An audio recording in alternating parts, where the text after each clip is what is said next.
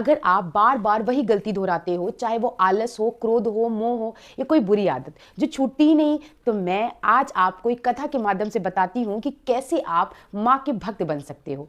कथा उस राक्षस की जो अंधकार में जन्मा था, पर देवी की करुणा ने उसे भैरव बना दिया। उसका नाम अंधकासुर था।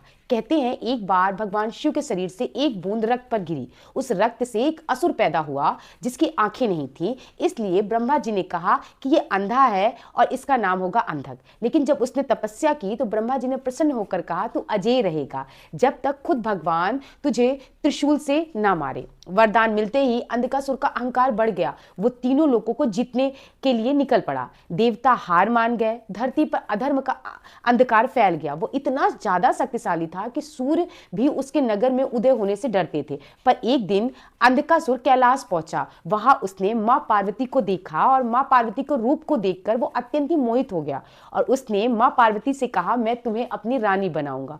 उस क्षण पूरा ब्रह्मांड थर्रा उठा, क्योंकि जिसे वो पाने चला था वो कोई साधारण नारी नहीं थी। वो जगत जननी मां पार्वती, मां जगदम्बा थी। मां ने अपनी आंखें खोली और उनका स्वर गूंजा, अंधक तूने शक्ति को ललकारा है। मां के मुख से अग्नि निकली। उसी अग्नि से उत्पन्न हुई चामुंडा, भद्रकाली और कौमारी।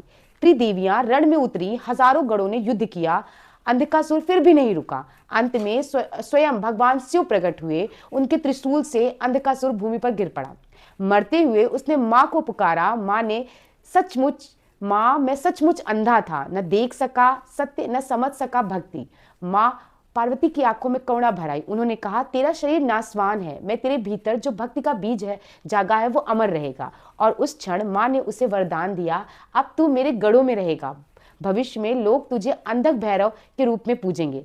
आज भी गुजरात के सोमनाथ क्षेत्र और खजुराहो मध्य प्रदेश में अंधक भैरव के मंदिर हैं और वो अब राक्षस नहीं, माँ का रक्षक है। सोचो, अगर माँ पार्वती एक अंधे पापी को भी भैरव बना सकती हैं, तो बस आपको माँ जगदम्बा को पकड़ना है और बाकी सब अपने आप छूट जाएगा। श्रीमद् देवी भागवतम पढ़ो ताकि देवी के ऊपर आपकी श्रद्धा बने।